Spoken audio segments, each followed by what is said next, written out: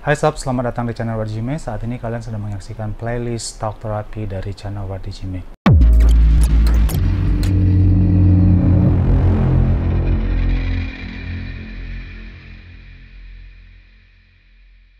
Di playlist ini gue bakalan lebih fokus untuk mengeluarkan keluh kesah, mengeluarkan pendapat, opini, ataupun pandangan gue terhadap fenomena ataupun kejadian yang terjadi yang menurut gue pantas untuk gue curahkan unek-uneknya dalam usaha untuk menjaga kewarasan gue. Jadi ya di sini gue bakalan bercerita apapun itu topik yang menurut gue mengganggu kewarasan gue, dan setidaknya ini dapat menjadi wadah buat gue untuk meluapkan segala permasalahan yang terjadi di otak gue dan pikiran gue, dan itu dapat menjaga kesehatan mental gue juga. Nah, disclaimer, segala komentar atau segala opini yang gue tampilkan di playlist ini itu adalah murni dari opini gue, unscripted opinion, dimana gue mencoba untuk menjabarkan atau menggambarkan pandangan gue terhadap suatu topik yang dimana dengan penjabaran gue itu dapat memberikan insight baru ataupun pandangan baru terhadap topik tersebut. Nah, sengaja kali ini gue tampilan kayak gini. Gue baru balik dari gym, gue baru balik workout, gue nggak mandi karena memang buru-buru. Nah, biasanya kalau gue dari gym itu kalau gue mandi gue pasti ganti pakaian. Nah, saat ini karena memang gym mau tutup jam 10, gue nggak mandi dan gue nggak ganti pakaian. Jadi gue pulang kayak gini. Jadi sebagai kenapa gue berpakaian kayak gini, ini ada hubungannya dengan topik yang bakalan gue ceritakan ke kalian kali ini. Sebenarnya ini bukan topik pertama yang pengen gue tampilkan di playlist Talk Therapy, tapi ini sangat mengganggu gue karena bener-bener kejadiannya baru terjadi hari ini jam setengah 10 kurang, ya jam 9:20. Gue dilecehkan secara seksual oleh seseorang di pinggir jalan. Itu hal yang pengen gue bahas saat ini. Kejadian ini terjadi murni, dan gue di sini ingin menyampaikan pendapat gue karena memang ini terjadi di gue. Gue tahu apa yang terjadi, apa yang gue rasakan, dan bagaimana gue bereaksi. Kita tahu pelecehan seksual itu bukan hal yang tabu lagi, hal yang jarang terjadi. Enggak, pelecehan seksual itu sangat sering terjadi sekarang. Dan saat ini gue menjadi salah satu korbannya. Kenapa gue bisa bilang kalau gue korbannya? Ya karena gue mengalaminya sendiri. Jadi seperti tadi yang gue bilang, gue nge-gym seperti ini, tanpa kardigan ya. Jadi kalau pas gue pulang, gue masang pakai kardigan terus langsung pulang. Nah, selesai gym,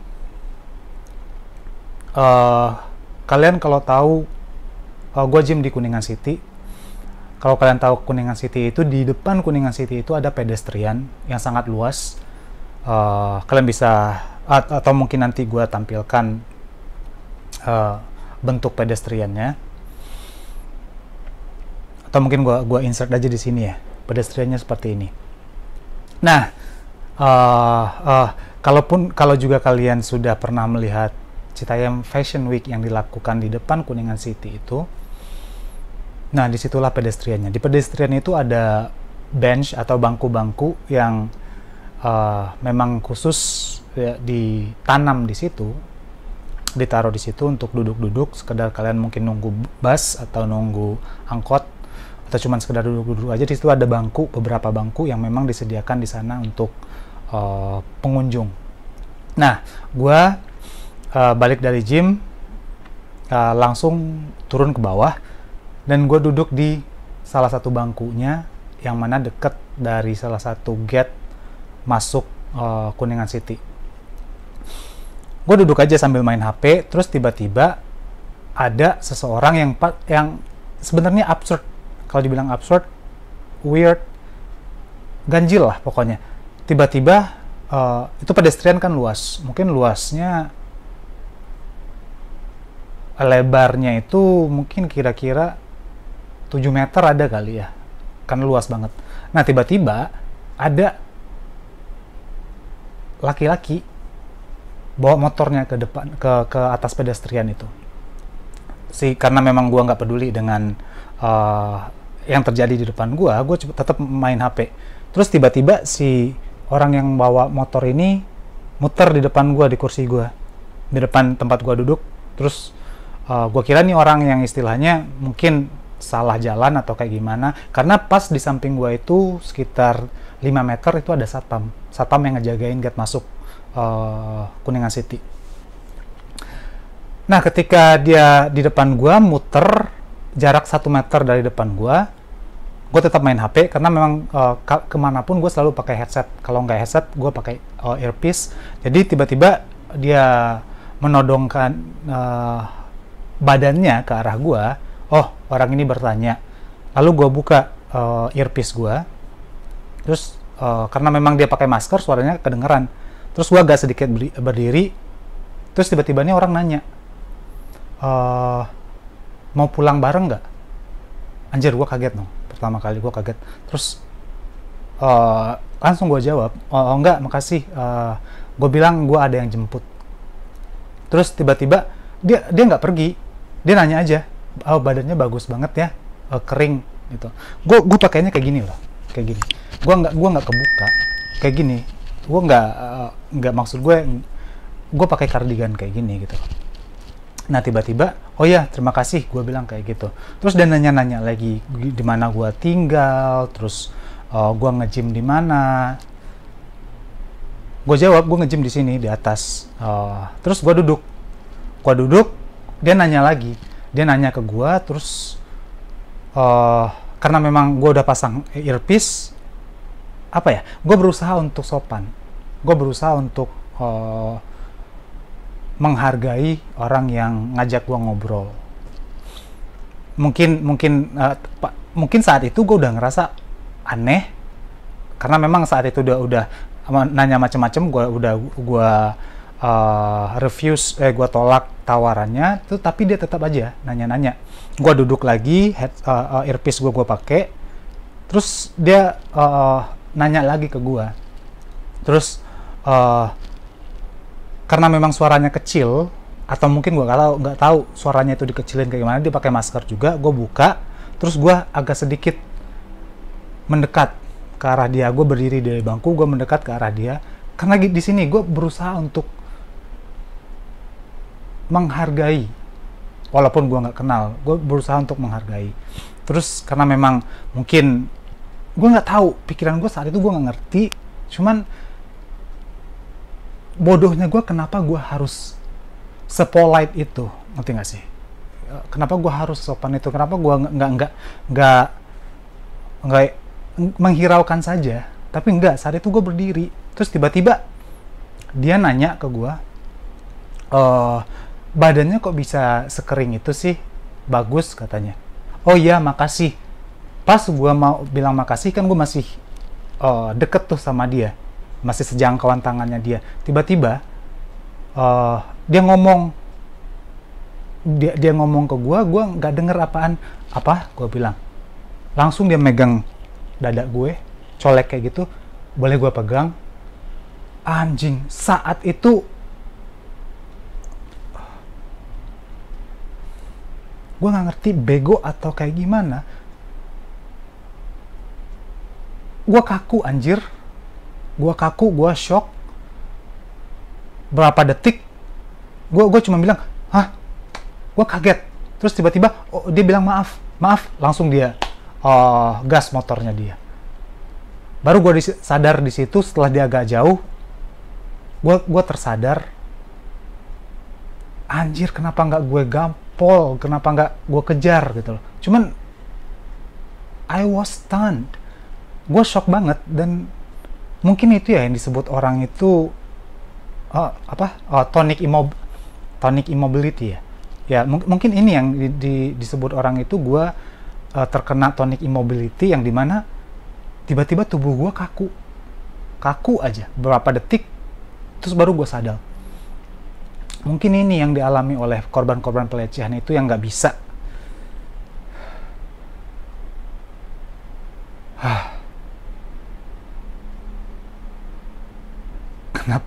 kenapa apa ya, mungkin saat itu karena gue agak sedikit gue sadar berapa detik dan dia lari. Bagaimana dengan korban-korban pelecehan yang tiba-tiba mereka tidak punya power atau tenaga untuk melawan. Jadi makanya terjadi pelecehan itu.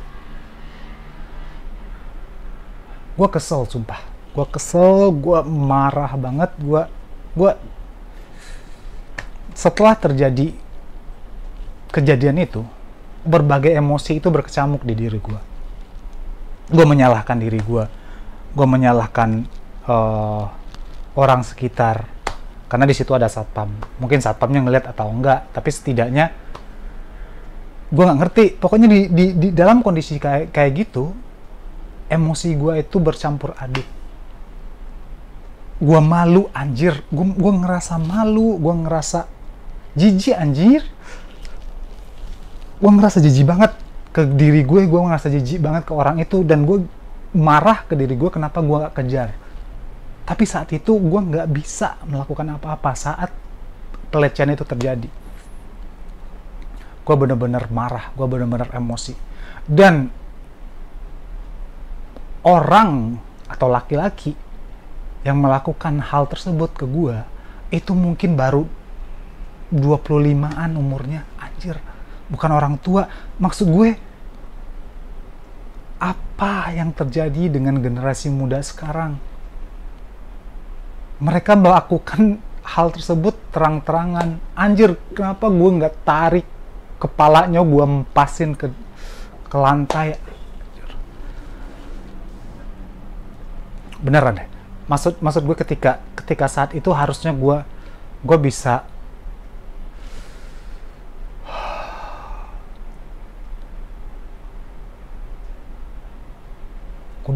harusnya ngasih pelajaran, tapi gue nggak ngerti.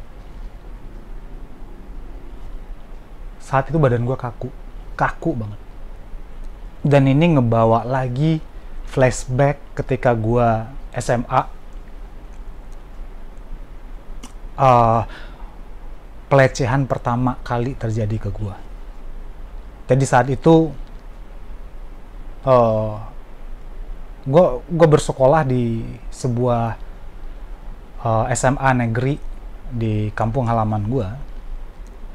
Nah, momennya saat itu hujan gerimis, terus gue berhenti. Kalau kalian tahu ada pedagang-pedagang kaki lima yang ada di pinggir jalan, yang ada gerobak-gerobaknya, dan mereka biasanya itu ada ketika hujan itu ada atapnya yang dari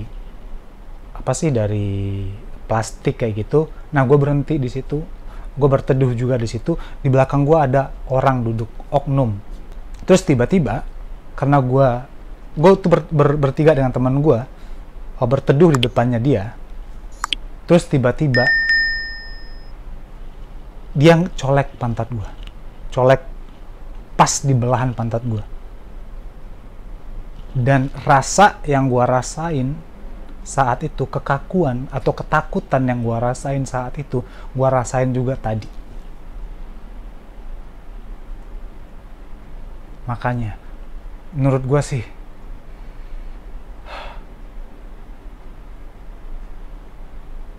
gue mungkin habis ini bakalan nyari NGO yang bergerak di bidang pelecehan seksual, sexual abuse atau sexual harassment. Gue bakalan beneran. Karena apa? Karena orang-orang yang dilecehkan tersebut butuh bantuan kita, butuh support kita. gue ngalamin gimana dalam sepersekian detik lu tuh tidak mempunyai tenaga untuk melawan, tubuh lu kaku. Mungkin sebagian orang, oh kalau apa ya, gue kena karma. Karena sebelumnya gue ke temen gue, ada temen gue cewek, dia ngomong ke gue, bang, gue kemarin itu naik ojek, terus tiba-tiba ojeknya pantat gue dicolek, itu di lampu merah. Udah jalan belum? Dia bilang belum. Lu kenapa nggak turun cuy? Turun tampar. Nggak ngerti gue takut.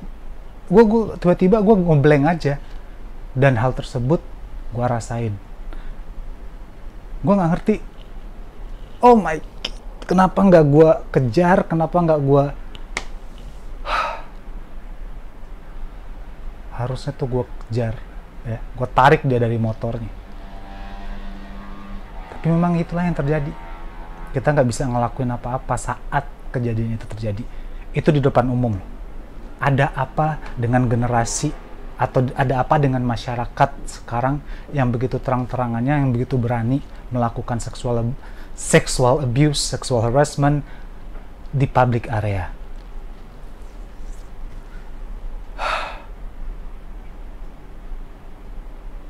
Sumpah, gue tuh ngerasa jijik, anjir, gue jijik ke diri gue. Berbagai emosi itu berkecamuk di otak gue. Gue pengen marah, gue pengen teriak, gue pengen nonjok orang, gue pengen. Tapi saat itu gue gak bisa ngelakuin apa-apa. Hal ini terjadi di gue. Ya, gue cowok. Ya karena di pikiran gue juga gak mungkin berani cowok, anjir, tampang gue kayak gini, tampang gue sangar, tampang gue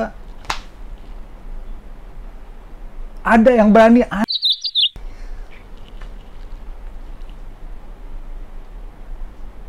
Sumpah, di luar akal sehat.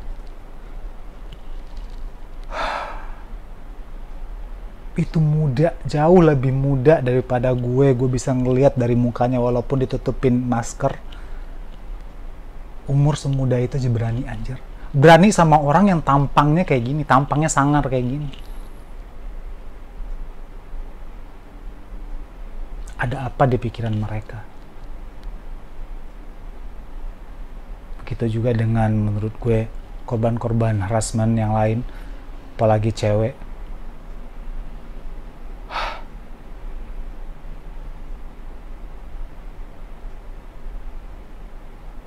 Gue marah banget, gue emosi banget.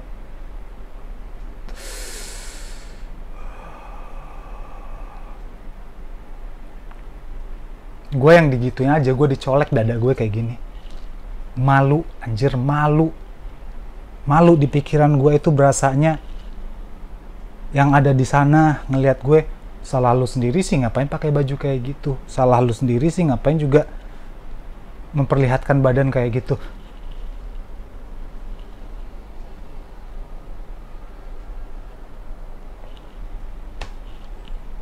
Mungkin itu juga yang dipikirkan oleh korban-korban seksual harassment yang lain, apalagi cewek. Malu. Sepersekian detik terjadi hal tersebut, gue langsung nyalahin diri gue. Anjir, baju gue. Gue langsung lihat sekeliling. Orang ngejudge gue nggak? Itu yang gue rasain saat itu. Dan itu salah. Mau kalian pakai baju kayak gimana pun, mau kalian memperlihatkan badan kalian seperti apapun, orang gak berhak menyentuh kalian tanpa konsen dari kalian. Hal yang terjadi di gua, beneran, gua bakalan fokus membantu mereka. Gimana pun caranya nanti gue cari tahu. Pasti ada, karena mereka butuh bantuan. Dan gue berharap gue ketemu sama cowok tadi, sama laki-laki tadi. Lo inget deh.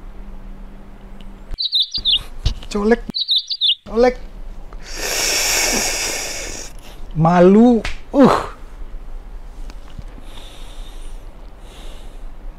Sumpah, gue malu banget.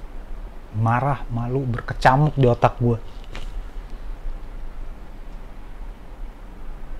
Kembali tuh pikiran gue. Kembali, setiap gue mengingat itu, kenapa lu bodoh banget sih, kenapa lu nggak kejar? Lu bodoh banget sih, kenapa lu nggak teriak? Lu nggak bodoh banget sih, kenapa nggak lu tonjok pas kejadian itu terjadi?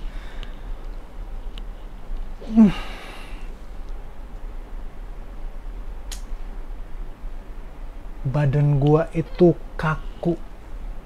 Setidaknya ini cara Tuhan untuk negur gue, karena ini karma. Gue selalu menyepelekan masalah pelecehan yang diceritain sama teman gue, teman cewek gue ke gue anggap lah lu aja yang bego, lu nggak kejar, lu nggak tapok, lu nggak tampol. Itu yang mereka rasain, dan gue rasain juga. Sepersekian detik, mungkin 3-5 detik nih, I was stunned, shocked, and went blank. Ya mungkin ini yang disebut tonic immobility itu. Tiba-tiba badan lu itu nggak bisa bergerak dan kaku, pikiran lu nggak bisa mikirin apa-apa, karena memang responnya yang diberikan ke otak itu respon yang membingungkan. Anjir. Itulah unek-unek gua hari ini untuk video pertama Talk Therapy.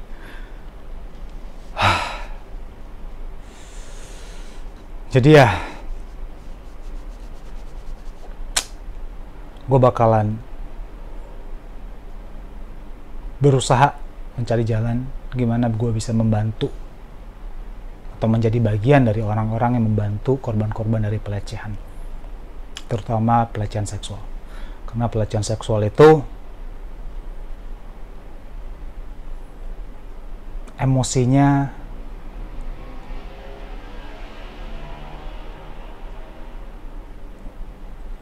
sangat rumit menurut gua, karena korban lebih banyak menyalahkan dirinya, dan itu yang mesti kita konseling, itu yang kita bantu. Jadi buat kalian di sana, di luar sana, jika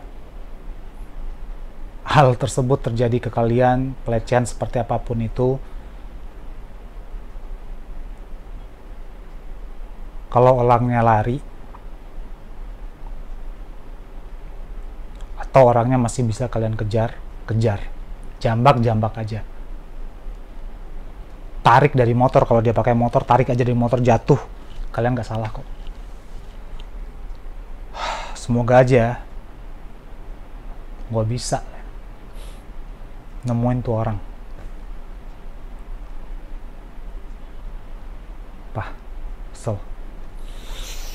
Oke, sekian unek-unek gue hari ini. Anjir, gue belum mandi. Ini pakaian gue kayak gini. Gue nggak kebuka, pakaian gue nggak kebuka. Anjir, pakaian gue cuman kayak gini doang.